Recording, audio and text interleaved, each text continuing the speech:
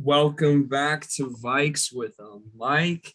As always, your host JC here with my co-host and good buddy Tyler Williams. T, yikes.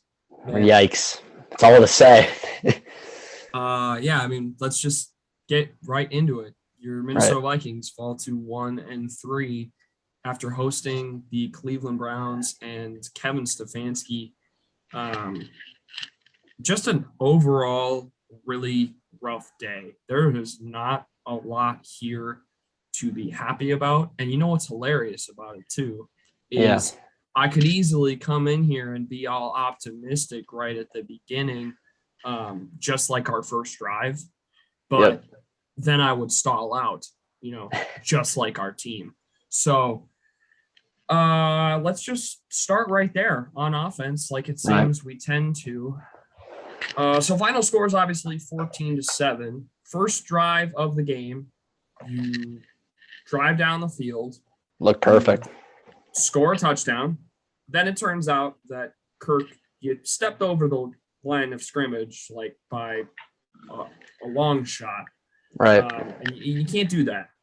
But a few plays later, or actually I should say a couple plays later. I think it was only two, if I remember correctly. Finds the same receiver. Bada bing, bada boom. Actual touchdown. Vikings up 7-0. And we're looking good. Yep. And then the rest of the game happened. And everything for me with what I saw started with the offensive line. Yeah. Myles Garrett absolutely dominated Rashad Hill in ways that I don't think it is legal for me to say.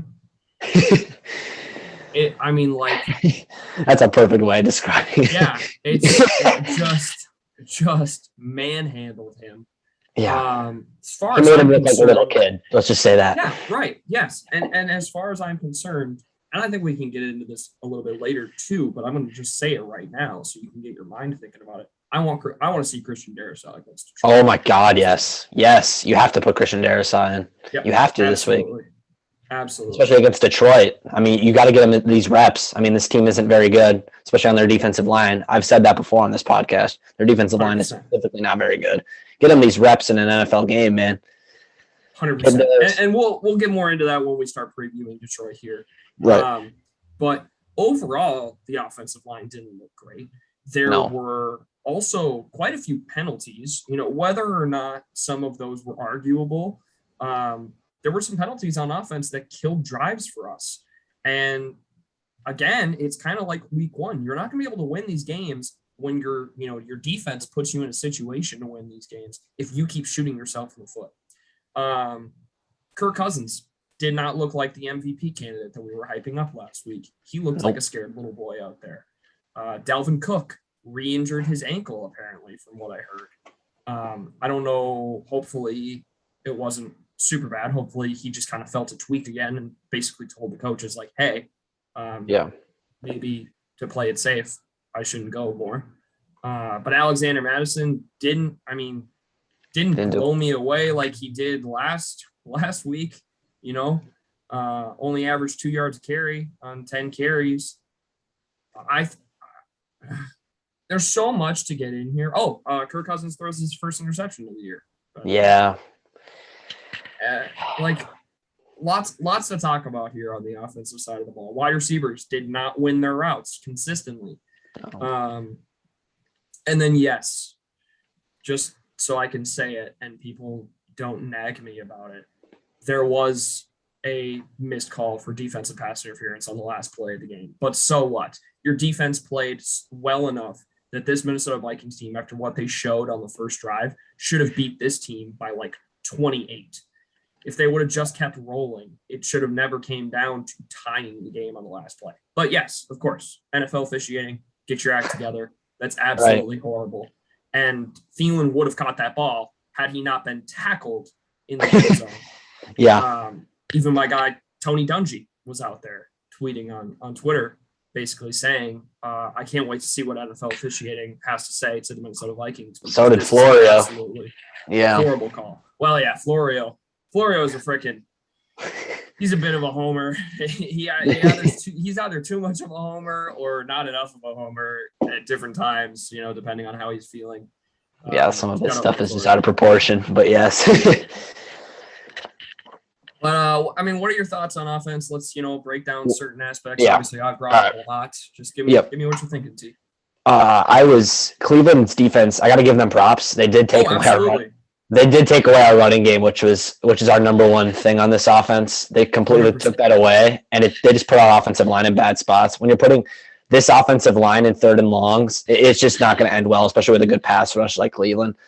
Yeah. I can't really fault Kirk too much, but we got to start getting rid of the ball quicker. I don't know why we didn't make any adjustments later in the game. Start running these short passes, get it out of his hands quicker than these drop backs. You know what I mean?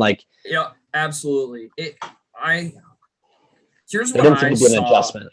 And I still have yet to, if I'm being honest, rewatch the game. So a majority of what I saw was through TVs at the stadium. But I got a good look at what was going on and a good idea afterwards, just watching certain things. But there seemed to be an adjustment that the defense made after our first drive, like you said, where they started really keying in on the run game and their pressure started getting to us on both sides. Specifically, obviously, Rashad Hill with Myles Garrett there. He was an absolute menace and constantly seemed like pressuring Kirk Cousins. But what I didn't see that I would have liked to see was a lot more of that rollout style passing that we seemed to do against Seattle. We did not get Kirk moving away from that pressure. Now, granted, he's not a Kyler Murray, right? He's not going to juke out a defender and make a miss and then throw a strike 20 yards down the field. But if you can get him to move just a little bit out of the pocket so where he can reset his feet and give him that extra 1 to 2 seconds, then maybe your receivers do win some of those battles. And you have one of the most accurate passers in Kirk Cousins. So I would assume he'd take advantage. I definitely agree with that. It's just most of those plays do come off our bootlegs and our play action passing, which the problem is we couldn't play action pass this game due to Cleveland just blowing everything up in the backfield. Kirk wouldn't have had enough time. They didn't have, even on shotgun dropbacks, they were already in his face before we could even look down the field. That's I guess where I'm getting at. I would have liked to have seen them put him in shotgun and still pull the guards to the right, basically. Yeah. Our tackles. I think Brian O'Neill played his worst game of the season. I think both. He didn't look good out there either. No, but he was better than Rashad Hill, so I would have moved his way. You know what I mean? That's You had to go right. To move one way. But, running game was absolutely atrocious. Passing game wasn't anything special, not like it had been. The one bright spot again was JJ, really. Pretty much. There was that wide open pass to KJ. Oh my gosh! That no, Kirk not that. Totally missed. It would have been a walk-in touchdown. That was probably that is arguably, I think, the biggest play of the game right there. And what sucks is I know Kirk saw it because you can see him notice it and just not be able to reset his feet and get his arm up before the pass rush gets there.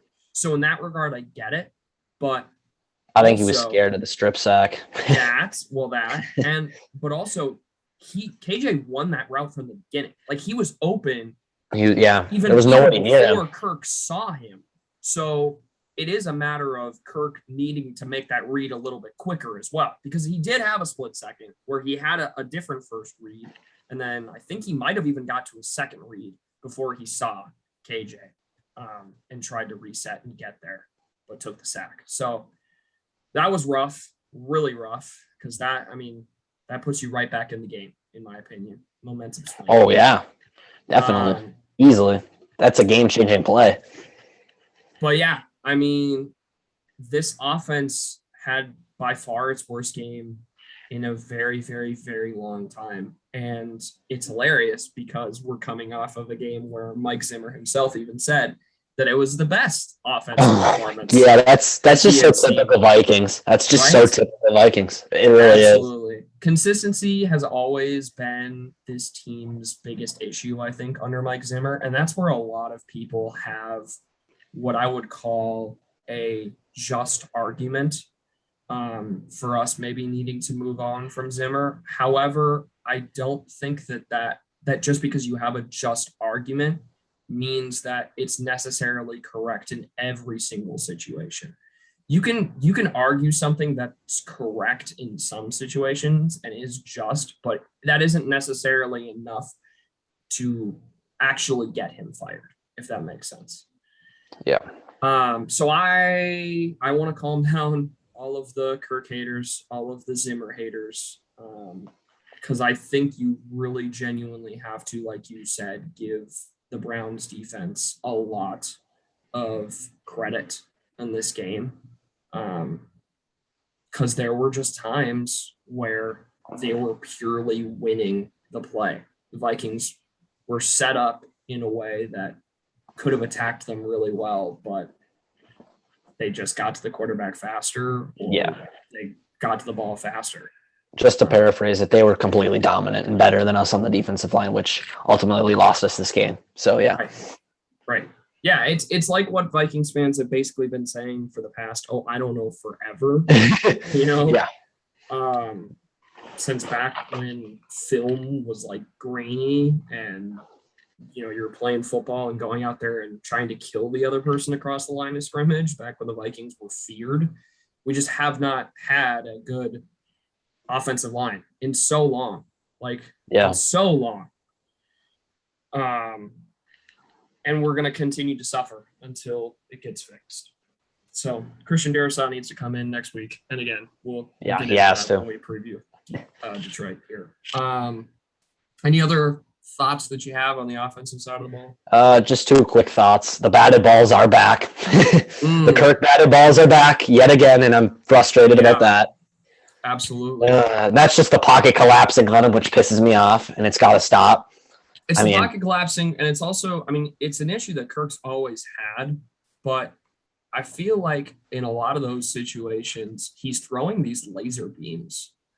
And when you're throwing laser beams to your outside wide receivers, where I feel like those should have a bit more loft, that's when I get angry. When it seems like he's throwing to the outside, he's not even throwing into the middle of the field when you're getting a batted ball down. And he had at least one or two of those batted balls down to where it was like, it was like a defensive end that was knocking it down instead of, an interior guy. So definitely something to watch for. Just my last thought about it, I'm not really happy with Clevland Browns either. Just not adjusting to Cleveland's defense. I know the first drive was obviously scripted, and then we made absolutely no adjustments on offense. There was nothing that changed after Cleveland. Cleveland just kept doing the same thing, and we didn't adjust to it at all. That's what I'm frustrated about. I put that on Clevland Browns as an offensive coordinator. He's got to adjust. And I don't know. I'm not a fan of Clint so far. We've had a couple good games on offense, but against good defensive lines, this team is going to struggle. It just comes down to that, in my opinion. This team is going to struggle with really good defensive lines. We'll be in trouble playing good teams if we can make it to the playoffs. You know what I mean? Right.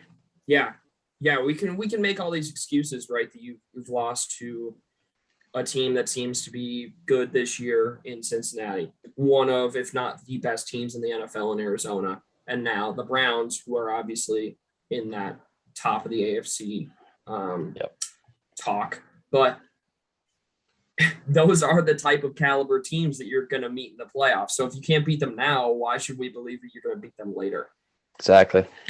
So definitely sucks. Well, I was about to say something about next week, but we'll definitely, touch on all of that stuff here in a second. The biggest thing that comes to mind for me, when you mention not adjusting and Clint Kubiak, and I think you're dead on, by the way. I think a lot of people need to recognize that the anger that they have, that they're directing towards Mike Zimmer, that they're directing towards Kirk Cousins, needs to be directed towards Clint Kubiak. Because as of right now, this is the second game, I think, at least. This one and Cincinnati, really. Yep. Where he hasn't adapted. He's just stuck with this game plan that they had coming in. It worked for him in Arizona. The same exact one. Into a winning, situation at the end of the game, and it worked for him obviously with Seattle. But that was also a dominant defensive performance again. So when you have all those chances, you're going to obviously, look pretty good on offense. But offensively, how are you not taking advantage of the hunger that the Browns defense is showing you? How are you not taking advantage of the aggressiveness that they're showing on the defensive line? How are you not executing more screen passes to your running backs? Yeah, where did that go? Alexander Mattison can still catch the ball out of the backfield and do some really great things. He showed us versus Seattle. So why are you not doing that? It would have worked beautifully. Why are you drawing up all of these shots downfield now when your guys are playing up against corners that, sure, they should beat them, but just because they should beat those corners doesn't mean that your offensive line isn't getting dominated by the defensive line. So your quarterback only has about a second and a half to throw the freaking football. Your guys aren't going to be breaking in their routes by that time. So just a poor overall plan by Stefanski, or not by Stefanski. Sorry, by Kubiak. Stefanski actually knew what he was coming in here. That's the difference. Stefanski knew that no matter what, for some reason, the Vikings were going to try and never give up, the ground game. That they were going to try and establish the run still in the fourth quarter. And Stefanski knew that defensively we looked trash against the run, which I think now is a great time to pivot over to the defense. Right. What is up with our run defense, man? I don't know. Terrible. And now, granted, those are two really amazing running backs, and Mike Zimmer is dead on in his game press conference. Just one thing. That's Cleveland's identity. That's what we have to be prepared for. Cleveland's a run-first football team. Why aren't we expecting this? Right. We should be knowing this coming into the game. That's Cleveland's identity. They're a run-first football team that'll end up opening the passing game up. If other teams can come into US Bank Stadium and know that the Vikings are a run-first team and shut us down, when you have Dalvin Cook, arguably the most explosive running back in the NFL, granted, he's not the best pure rusher, right? That goes to Derrick Henry or Nick Chubb. Right. But the most explosive running back, which means he can hit a freaking 80-yard run or 80-yard catch anywhere on the field.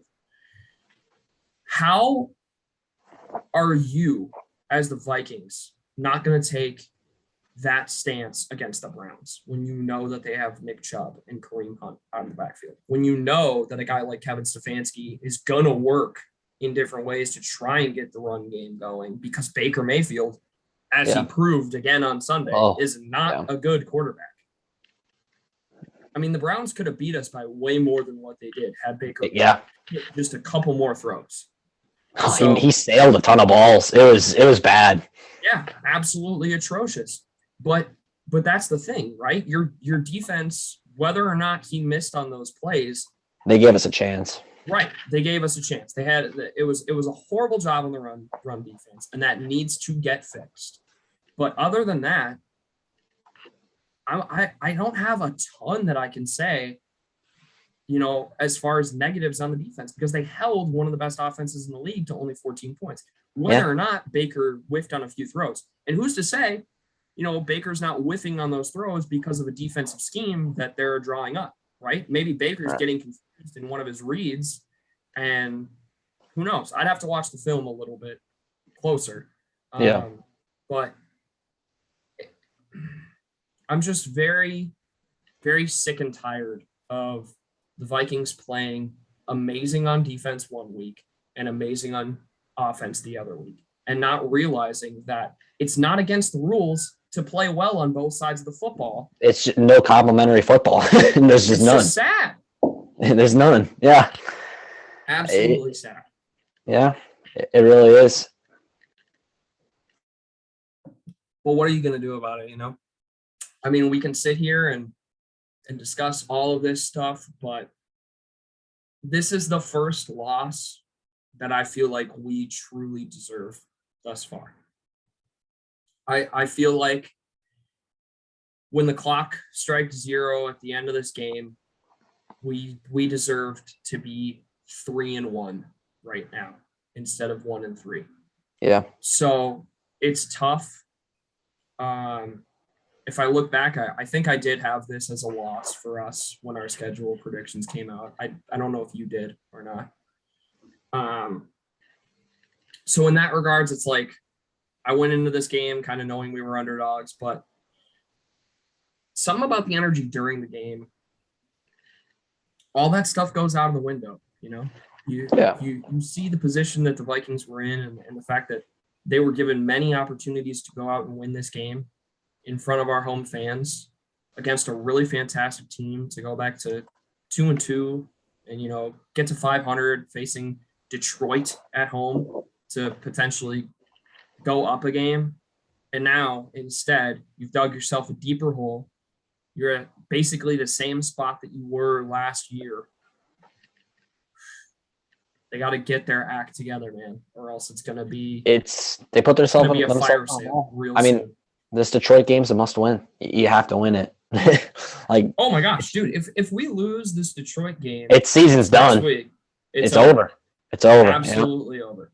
All right, one last thing before we actually move into that Detroit game, unless you have anything else that you want to say on the defensive side of the ball. Oh, just one thing about the penalties. That Eric Kendricks freaking holding penalty. I don't know what that was. I don't. This is the one where they scored the touchdown, right? Yes. Is that it? Yes. So yeah, I watched this real time, and I you know what it made me think of? Pass interference in Tampa Bay on a Hail Mary. That's what it made me think of. There was just no hold there. Right. That's what I mean. Like you don't see those called ever, but because it's the team in purple and gold, it's going to get called. It just makes no sense. I mean, he barely grabbed him. Three of Cleveland. If you pull up the clip, three of Cleveland's linemen are literally holding on the exact same the exact same time. It just doesn't make any sense. Like, I don't know how you call that. There was nothing there. Like he grabbed his jersey for like a split second, and then he just dropped it. Like he let go of it. There was not like a actual hold where he was holding onto the guy's jersey. It just didn't make any sense. You can't call that. But at least the Minnesota Vikings are going to nicely sent letter from the NFL officiating saying, "Oh, hey, yeah, after you lose the game, after that basically costs you the game. That wasn't a hold. Oh, and by the way, sorry, we missed that defensive pass interference at the end of the game. We're really sorry about that. We'll do better next time." We'll do better next time. Yeah, we're blowing pass interference calls every week around the league, which is absolutely ridiculous. We don't know what pass interference is still. Roughing the passer is pissing me off every week. I don't want to turn this into too much of a, whack job, against NFL officiating. However, I will say thus far, NFL officiating, as always, has done nothing but basically piss me off this year. I'm really, really disgusted by the stuff that they put on field. Every single year, they have no real want to change and make the officiating better from, my perspective as a fan. I think you can best see that in the terrible attention to pass interference, the terrible attention to roughing the passer, and the now terrible attention to taunting. Taunting. Which the Vikings have yet to see, but I promise you, we're going to lose a game because of taunting call. And it'll probably be a playoff game this year. If we make it to the playoffs. All of my money. Because as soon as that rule change, but as soon as that announcement came out that they were going to have, that they were setting a precedent, and we're going to really take a closer look at taunting this year. I just had a gut feeling that it's going to go against us at some point, and it's going to be in a big spot. But anyways, I love how I said not to, some things have to be done, and These guys need to be held accountable, man. They do. That's the thing. It's their job. I mean, and this isn't a joke around here. This is an actual job. Like, they need to be held accountable for this. Like, I'm saying, it's not a joke. Yeah, and you know what sucks too is somebody's gonna listen to this, right? And they're just gonna be like, "Oh, well, you're all pissed off because, your team lost, and had this gone the other way, it's around the league. It's yeah, yeah, exactly." And that's not true, by the way. Either we have had moments where we've come on this show, if you've been listening, where we have acknowledged when there have been bad calls that have gone the Vikings' way as well. Right. Yeah. So this isn't that type of deal. It's truly a matter of, actually, I just enjoy the NFL and I enjoy the game of football and I want to see it played and officiated correctly. That's all it is. Exactly. Yep. And it doesn't seem like the NFL wants to move in that direction. It seems like they're very okay with, the current state. Yeah. What it's at right now. We're cool with it. We're making enough money already. Right, exactly. It's basically what the league's saying. Anyways, to move on. Your Minnesota Vikings fall to 1-3 after a 14-7 loss at home. It was very deflating, very sad to walk out of that stadium after that game. Not to mention the fact that Cleveland Browns fans traveled very well, so there were a lot of Cleveland fans that we had to entertain, and they were all good people. Don't get me wrong. And I think most of us wish nothing but the best for Kevin Stefanski and all the Vikings coaches that are on that squad now. But man, would have been really nice to get it done from them. Just besides Prefer, but we can move on. Right. Yeah. Besides Prefer, right. All right. So next week, Detroit. Yeah. The toilet. Oh. Motor City Kitties coming here to the bank. It's going to be, well, I don't know if it'll be rocking. Hopefully it'll be rocking. It is a divisional game, but it's a nooner, so we'll see. Yeah. Must win. Absolute must win. After the performance that they put up against Chicago this last week, I need the Vikings to win this game by 30. Like, I need the Vikings to just absolutely dominate Detroit on every single snap. And if it's close, that's a moral loss for me. If we lose, the season's over.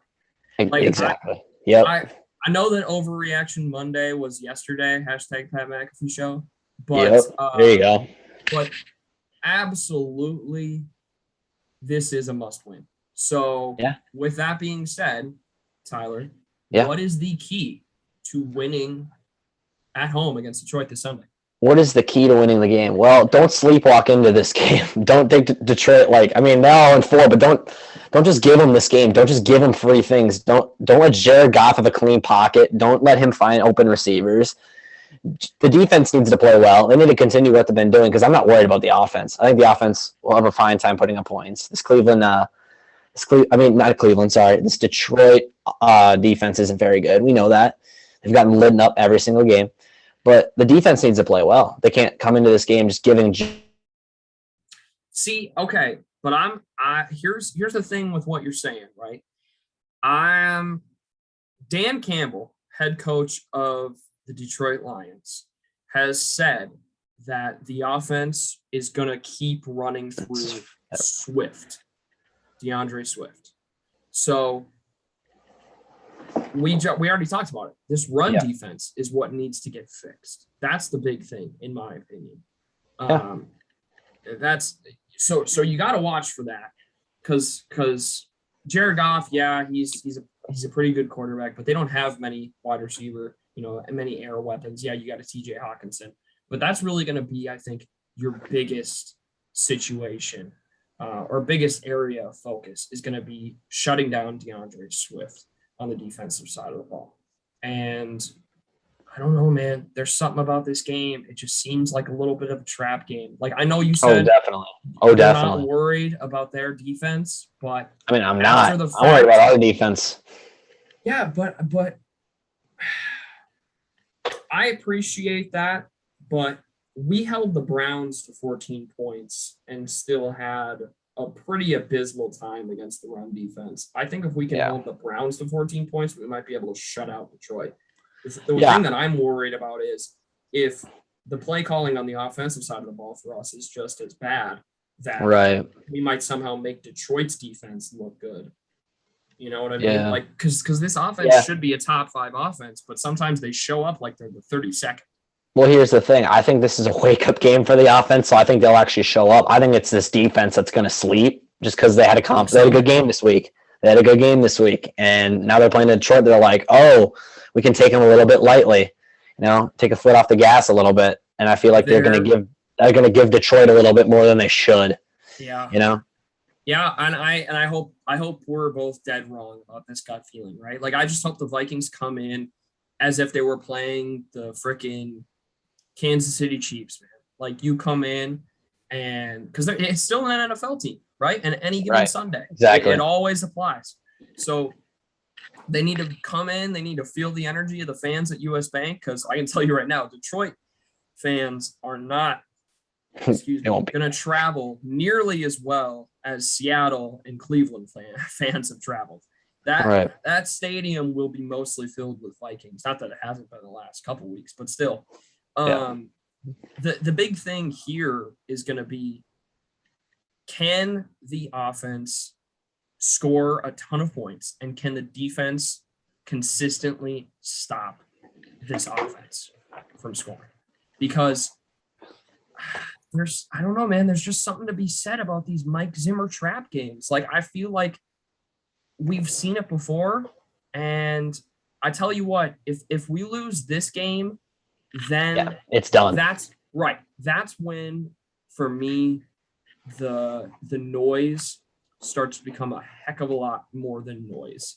And that seat is going to get real, real hot, not only for Zim, but for Rick and for a lot of people in this organization.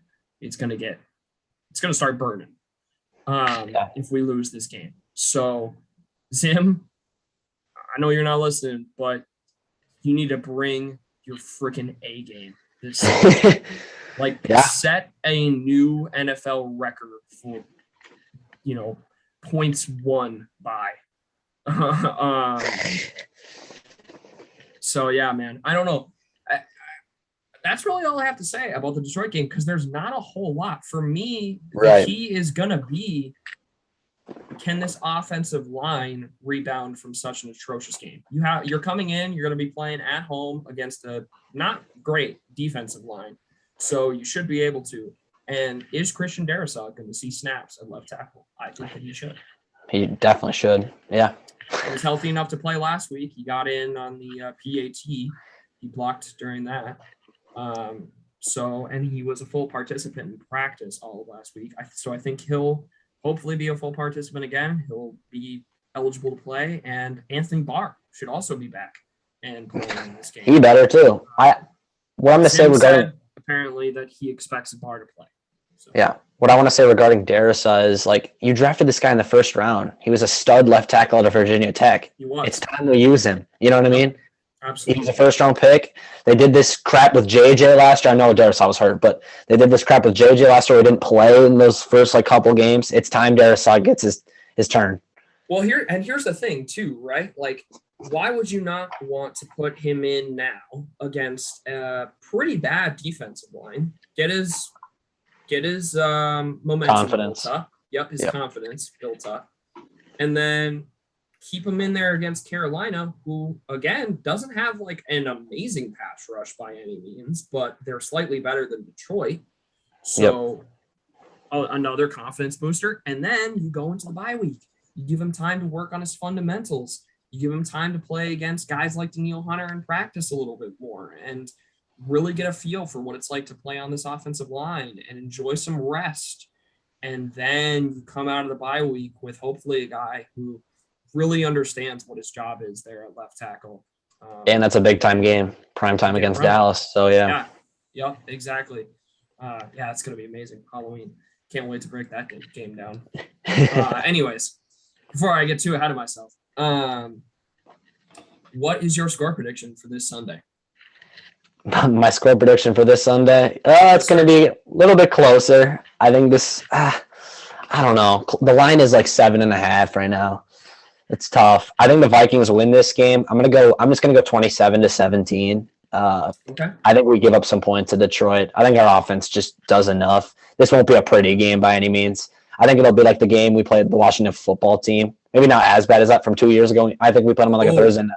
Like Monday night or Thursday night game? Thursday night. It was a very sloppy game. I think it'll be a little bit better than that. We'll put up a little more points, but it's not going to be anything pretty for both sides for the Vikings. We'll get the job done, but it's going to be one of those morale. It's going to be one of those whatever victories. You beat Detroit.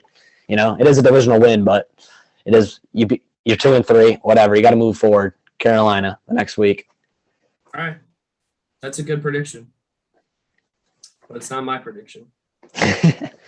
My prediction: 35-10, Minnesota. Okay. Christian Darrisaw has 3 pancakes on this game. JJ has 2 touchdowns, and Dalvin rushes for 180 at least. Wow. Can that happen, please? I think it is a absolutely dominant performance by the Minnesota Vikings. I think that the defense comes away with at least 1, if not 2 turnovers during the game. I think that this is the point that we look back at and we see a switch in this team. And I think if we absolutely dominate Detroit from the point of attack on practically every play this next week, you're going to see this team rattle off some really nice victories. Going into Carolina and then hosting Dallas, I think that we can absolutely do it, but it all starts here, and we need to do it by a lot. I like the turnovers because we're definitely due for one of those. Absolutely. Just something about the performance that they gave against Cleveland, you could just tell, specifically, I think to Adam Thielen's post-game press conference with Greg Coleman, you could just hear this like deep, guttural anger that is just sitting in his soul. It's like he knows that he does not have many opportunities and that this team right now might be his best shot at getting a ring with the Vikings, maybe anywhere, honestly, because, whenever he leaves, there's no guarantee that a great team is going to want to pick him up. Hopefully he just stays a Viking for his career, but, you never know. But the point is, I think that he's not the only one. I think that there's a lot of guys on this team and a lot of guys in the coaching staff that came off the field this week. Came off the field this week and said, we had so many opportunities to win that game and we just beat ourselves. And we've done it for the second time, maybe even the third time this year. We need to stop. And I think there is going to be a switch that is flipped because you're playing against Detroit. It's a divisional game. And, I can talk all this crap about it being a trap game, but I'm kind of just playing that up because I really do think that a lot of people, too many people, think their job is on the line right now, and they're not going to allow Detroit to come in here and take that away from them. Yeah, you could just tell by the emotions after the game from Thielen. Just bringing up your point, like I think he chucked his helmet after that pass interference garbage when he was getting held. He had no chance. He just absolutely slammed his helmet, which absolutely. I probably would too. I would. Yeah, I mean, that's a lot nicer than what I would have done. I probably would have went up to the back judge and freaking smacked him across the face. The point is, I believe in the leadership in the locker room. I still have faith in this coaching staff as much as people are saying. Again, all of that could change if the Vikings come out on the wrong end of this game, but I'm going to give them the benefit of the doubt going into it because I feel like not only is this a must win, but they're absolutely going to win game. Yeah. So we shall see. But anyways, that's the end of the Vikings portion of this episode. Right. So if you just tuned in to listen to the Viking stuff, feel free to go on your way. Otherwise, Tyler, as always, now let's do it. A little segment. Right. We're going to get into some other games around the league, just a couple. that were pretty noteworthy. So take it away, T. All right. I don't think we covered Thursday Night Football at all last week. This week's game was a lot better than last week, but let's go, baby. Cincinnati, the Bengals, you see the jersey, Yeah. If you're watching on YouTube, you can see the Joey Burrow Yes, jersey. sir. Right. Big fans of Joey Burrow, friend of the show. Shout out, right. Joey. Right. The Cincinnati Bengals, 3-1 right now. Big dub against the Jacksonville Jaguars. This was the first half of this game was terrible for Cincinnati, actually. The Jaguars stomped on their throat right away. Trevor Lawrence was running on the ground pretty well. He was using his legs. James Robinson had a solid game. Cincinnati just couldn't get anything going on offense. There was no running game. Jacksonville completely shut it down. But once the second half came around, Joey B figured it out. They changed the game plan completely, something that the Vikings didn't do this week. Cincinnati came out of the second half locker room, they fired up, Joey B was throwing it all over the yard, 348 yards and 2 touchdowns. CJ Uzama had a big game. It's just Cincinnati came out and played hard in the second half, and it was good to see because they were pretty hyped up for the game. Joey B had that interview with who was it? Steve Smith and those guys, Joe Thomas. It was pretty exciting to see. So the Bengals are the sleeper team on the AFC North this year, man. I'm excited. Anybody who's been listening to the show for however many weeks now knows that we really enjoy the Bengals here. Right. And it's strange because it's not a team that a lot of people think of, I don't think. But yeah, I think the thing that kind of came into my mind at the end of Thursday Night Football was, wow, Trevor Lawrence in that first half really showed why when he came out of college, he was this generational quarterback talent. Yep. But then after halftime, Joey Burrow showed why he is the actual generational quarterback talent that has come out of college football in the past several years. I'm telling you right now, man, if the Bengals continue to use their draft picks correctly, Cincinnati might be a team that turns into a bit of a powerhouse here with Joey Burrow. I love to see it. Figure out a solid offensive line. They're already fairly young on the defense. They're extremely young with the weapons that they have on offense, not to mention Joey B. But man, I mean, yeah, Joey Burrow basically came out and said, no. You're the first round pick this year, but I got some making up I need to do for missing out on more than half of last year, buddy. This is my asterisk Rookie of the Year campaign. Yeah. Should have been Rookie of the Year last year if his injury didn't happen. But, the Bengals improved to 3-1. They got a big matchup next week against the Packers. So, I'll be cheering for these guys next week. Yeah, I'll be cheering for the Bengals next week. But the next game I kind of want to touch on is I think this was a noon game. It was an overtime game, actually. It was a team we actually kind of ripped on a lot last year. The New York Jets get their first win of the season. A team that we should have been ripping on again quite a bit going into this game. And had you asked me, I would have bet all my money on Tennessee. But anyways, keep going. Sorry. Yeah.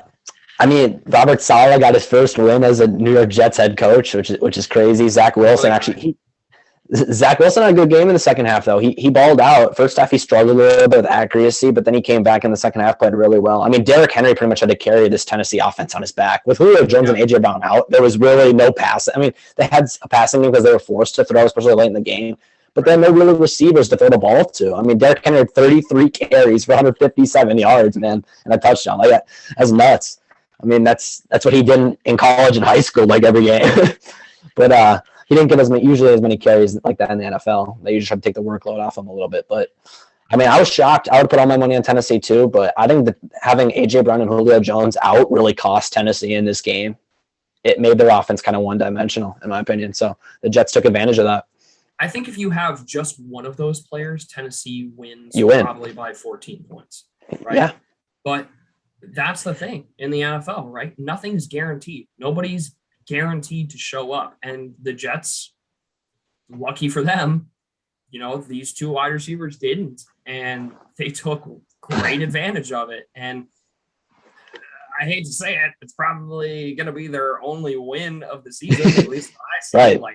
I don't see another situation like this coming, but sometimes that's all it takes. And like, it's early enough in the season where this Jets team could be in a locker room and being like, who cares if they didn't have Julio and AJ? We just beat the Tennessee Titans, a team that a lot of people had as dark horse candidates for the Super Bowl at the beginning of the season after adding Julio.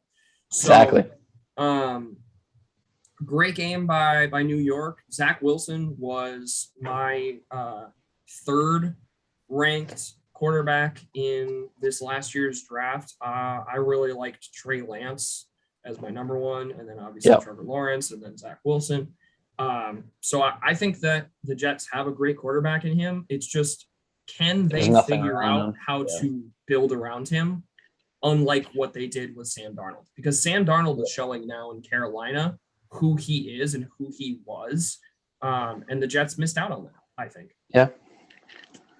Randy Bullock, you're still trash, buddy. Miss another kick. Sorry, you ruined Joey B's opening game last year. Had to throw some shade on him. Oh, wow. Sorry, Randy. No, it's all good. I love it.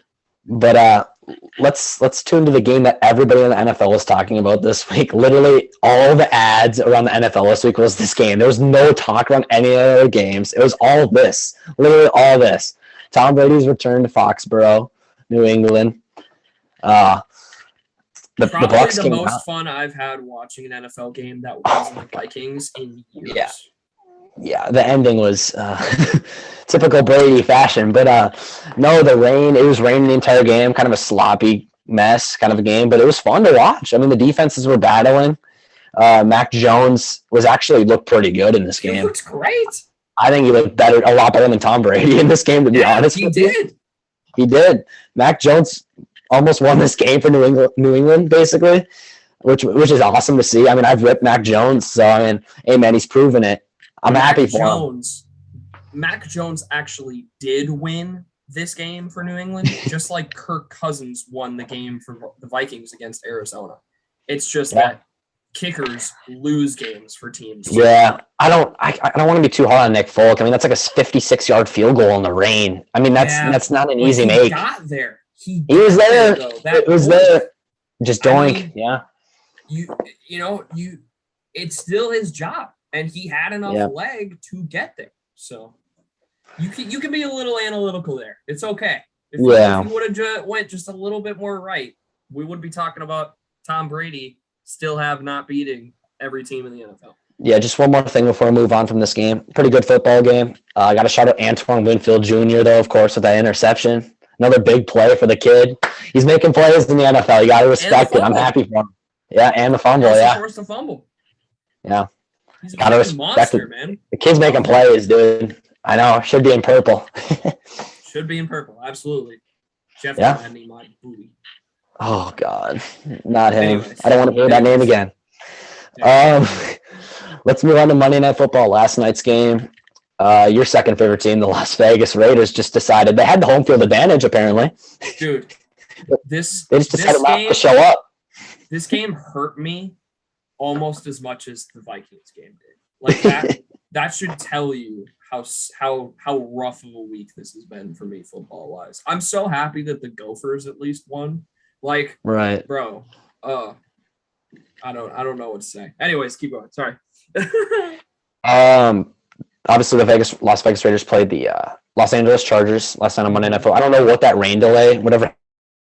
So technically, the stadium is like slightly open, and we'll probably see this during the Super Bowl because they always do pretty good coverage of the stadiums and show multiple angles. But it's weird the way the stadium's open. They have like this top section that has almost like a lip underneath it, and there's no glass or wall there. Yeah. So technically the people in the upper bowls are like, they would feel the rain, like they would feel the elements of the weather up there. So I think that's why they called it, but it's absolutely hilarious because it's like, it was funny. Nobody else got off the field except for the teams. Everybody else stayed on there because is lightning going to go sideways basically as somebody on ESPN on the on the cast said it. So yeah, I mean the Chargers just dominated this first half just to get in the game. Like, I mean, Justin Herbert looked phenomenal. again, he's just got a cannon, man. He's got such a good arm. It's electric to watch. I mean, he's so good. It's crazy. Derek Carr definitely struggled in the first half. The Raiders just didn't do much in the first half. They came out, they played pretty decent in the third quarter, and in the fourth quarter, they just kind of shut down again. So, I don't know. I got to give the Chargers credit. I think they are a pretty good football team. I mean, they're going to contend in the AFC West. I think the Raiders are still going to contend. I think this was just a poor game for them. So we'll see what happens. The AFC West is still going to be a bloodbath, though, regardless of the result to this game. Oh, absolutely. Yeah, it's going to be fun. I always enjoy AFC West football, but I enjoy it more when the Raiders are winning, and sadly, it just wasn't in the cards this week. Yeah. But hopefully we get back on track next week. Speaking of next week, I think that's all that we have for today. So we will be back, as always, next Tuesday, recapping whatever it is that happens against Detroit, and then previewing Carolina. So that'll be hopefully fun. We shall see.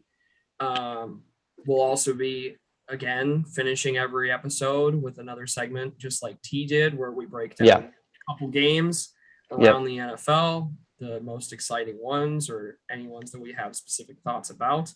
Who knows? Maybe I'll always get my Raiders game in there. We'll see. No, I'm just kidding. Yeah, we'll see. Do I have to pay you extra for that? No.